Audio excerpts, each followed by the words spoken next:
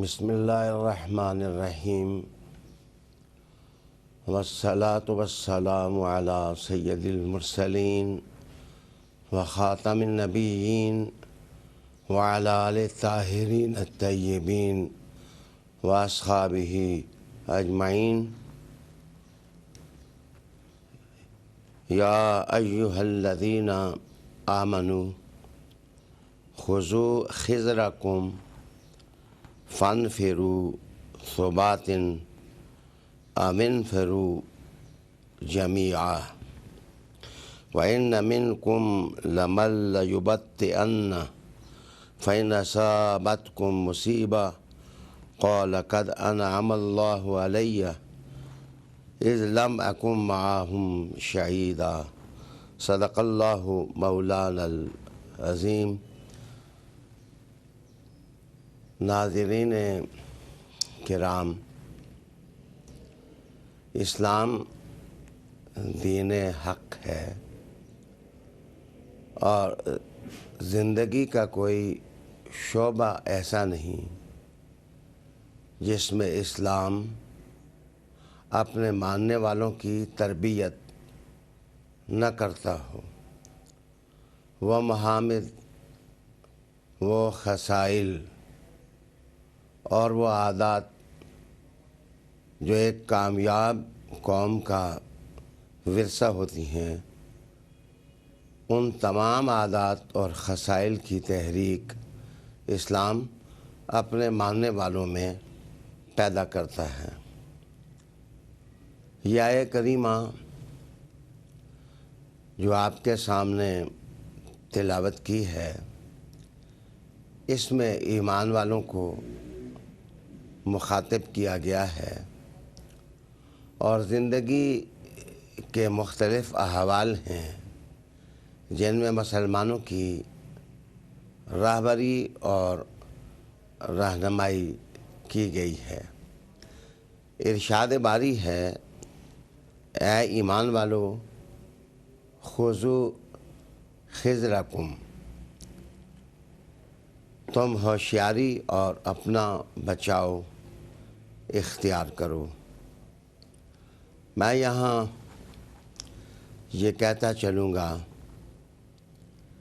کہ شاید سورج میں اتنی روشنی نہیں جتنا نور قرآن حکیم کی اس آیت کے اس ٹکڑے میں اللہ رب العالمین نے رکھا ہے۔ اس میں ایک گرتی ہوئی قوم کو سہارا بھی دیا گیا ہے کہ وہ بام عروج کی طرف سفر کرے، اور ایک ترقی یافتہ قوم کو وہ اصول بھی دیے گئے ہیں جن کی بنا پر وہ دیر تک دنیا کے خاکے میں قائم رہ سکتی ہے۔ ارشاد ہوا ہے، خذوا خضرکم، تم چکنا ہونے کو، ہوشیار ہونے کو اختیار کرو، اڈاپٹ کرو۔ تم اس خصلت اور اس عادت سے اپنے آپ کو محروم نہ رکھو۔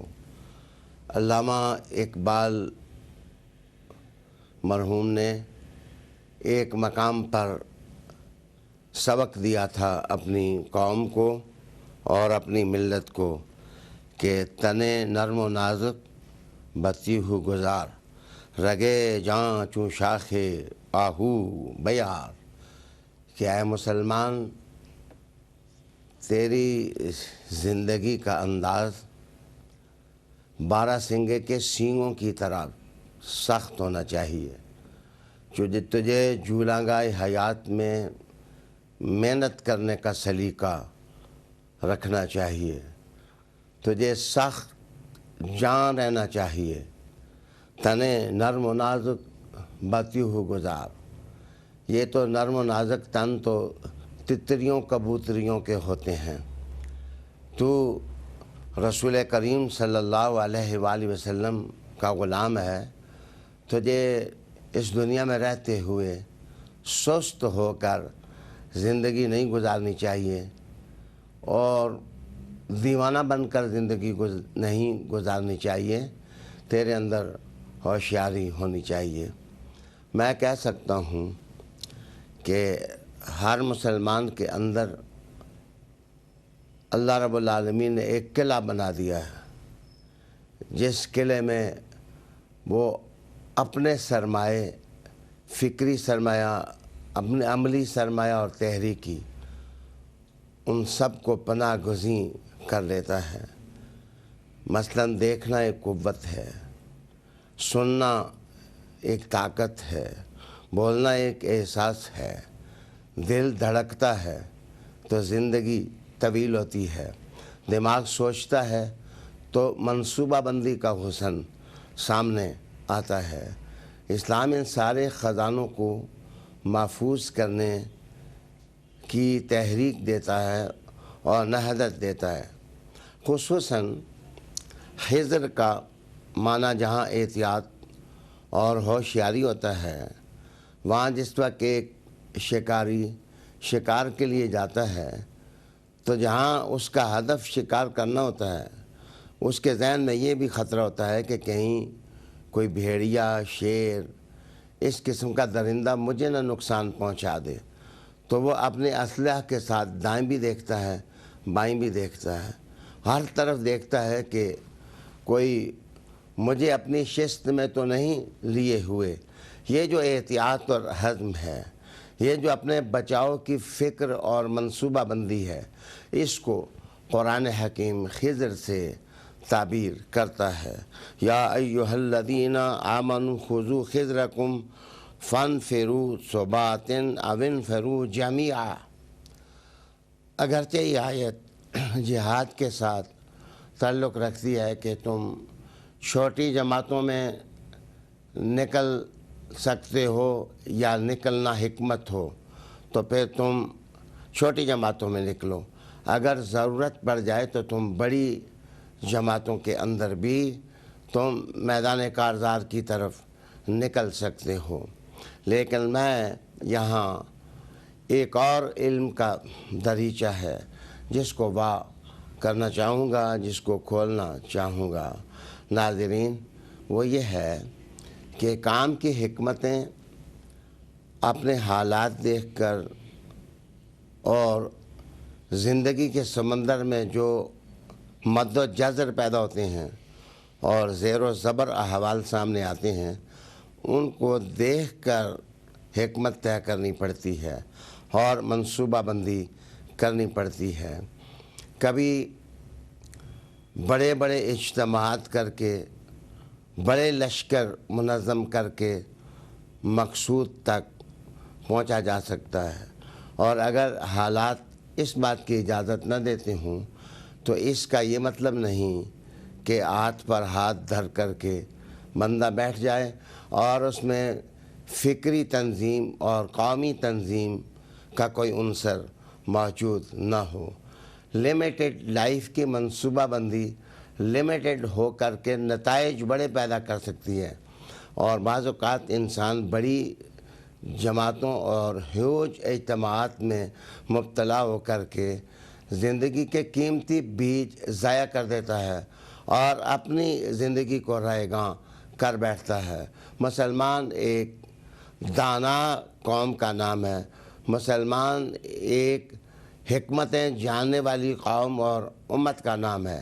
وہ ہر دور میں حالات کے مطابق منصوبہ بندی کر لیتے ہیں۔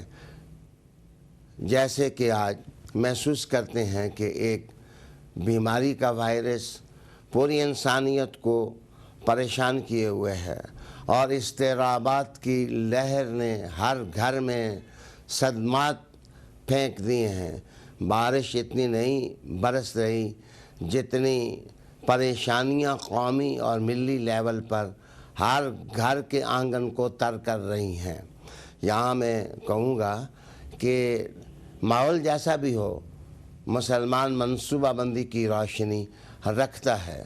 آج تعلیم کا سیکٹر اگر آپ دیکھتے ہیں تباہ ہو رہا ہے، دانشکدے کام نہیں کر پا رہے، یونیورسٹیز کام نہیں کر پا رہی، تو اس کا یہ مطلب نہیں کہ آپ اپنے اندر کے قلعے بھی اجاڑ دیں اور آپ اپنے اندر بھی عزم کی روشنی نہ پیدا ہونے دیں۔